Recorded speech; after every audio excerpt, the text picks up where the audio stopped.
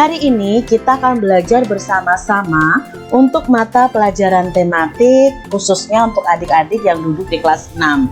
Kita belajar di tema 1, subtema 1, pembelajaran yang kedua. Kalau kalian belum melihat video pembelajaran yang pertama, kalian bisa lihat dulu adik-adik di channel YouTube Kak Citra ini. Kita langsung ke materinya ya adik-adik. Tahukah kamu bahwa ada beberapa jenis tumbuhan yang dapat diolah menjadi makanan dan obat? Jadi tumbuhan di sekitar kita itu ada yang dimanfaatkan untuk menjadi makanan, ada juga yang dimanfaatkan untuk menjadi obat. Ayo kita cari tahu bersama-sama.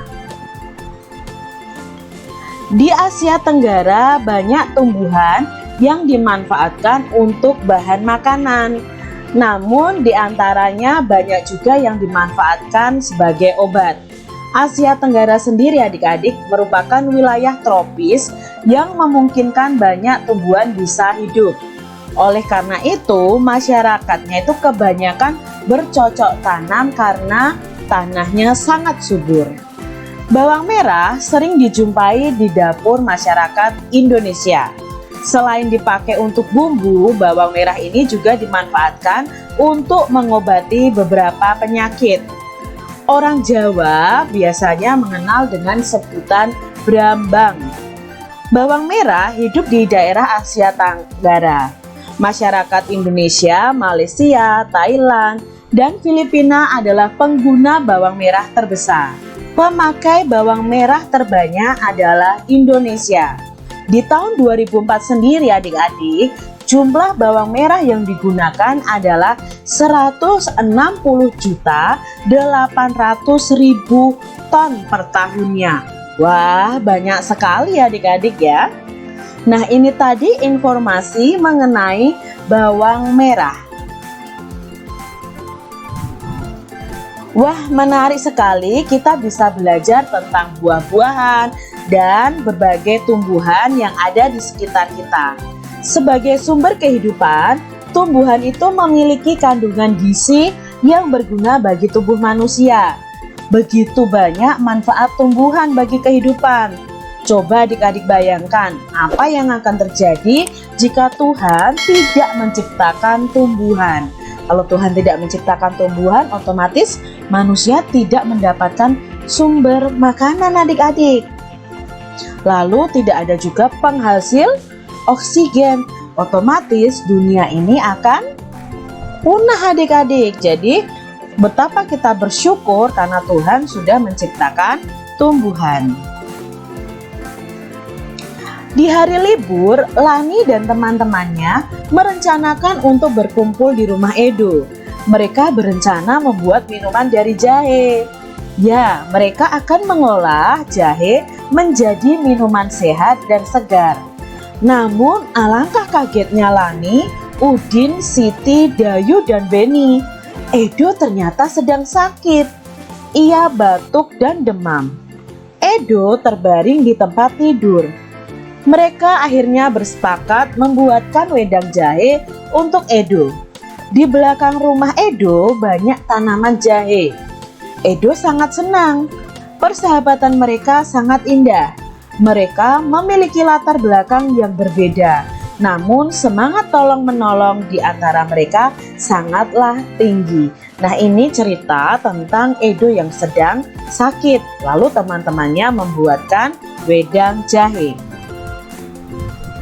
Nah, sikap saling tolong-menolong itu sesuai dengan pengamalan sila Pancasila. Tentu kalian masih ingat dari kelas 1 sampai kelas 5, kalian belajar tentang Pancasila ini. Yuk Kak Citra ingatkan kembali tentang sila-sila yang ada di Pancasila. Pancasila sendiri berasal dari dua kata, yaitu panca dan sila. Panca itu artinya 5. Sila itu artinya dasar atau aturan. Pancasila artinya 5 dasar atau 5 aturan. Kata Pancasila sendiri diambil dari bahasa Sanskerta adik-adik. Ini adalah simbol dan bunyi dari masing-masing sila Pancasila. Misalnya sila pertama itu disimbolkan dengan bintang, sila kedua disimbolkan dengan rantai, sila ketiga disimbolkan dengan pohon beringin, sila keempat disimbolkan dengan kepala banteng, sila kelima disimbolkan dengan padi dan kapas. Sila pertama Pancasila. Nilai-nilai yang terkandung dalam sila ketuhanan yang Maha Esa atau sila pertama adalah sebagai berikut. 1. Takwa terhadap Tuhan yang Maha Esa. Jika kita melakukan ibadah, berarti kita sudah menerapkan sila pertama Pancasila.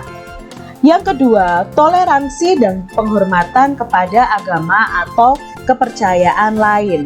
Jika kita menghormati agama orang lain, mengizinkan mereka beribadah sesuai agama mereka, itu adalah sikap toleransi dan itu menerapkan sila pertama. Lalu nilai yang berikutnya adalah kerukunan antar umat beragama. Jadi kalau ada kerukunan antar umat beragama itu sesuai dengan sila pertama. Lalu nilai-nilai yang terkandung dalam sila kedua yaitu kemanusiaan yang adil dan beradab. Yang pertama adalah adanya persamaan derajat. Manusia tidak ada yang golongannya tinggi atau golongannya rendah. Semua derajatnya sama. Menghargai hak asasi manusia. Nah, ini kalau kita menghargai hak asasi manusia, itu sesuai dengan penerapan sila kedua. Solidaritas antar sesama manusia. Sikap kita saling tolong-menolong, sikap kemanusiaan kita terhadap orang lain itu sesuai dengan sila kedua Pancasila. Lalu di sini juga ada perdamaian, juga ada kerukunan di situ.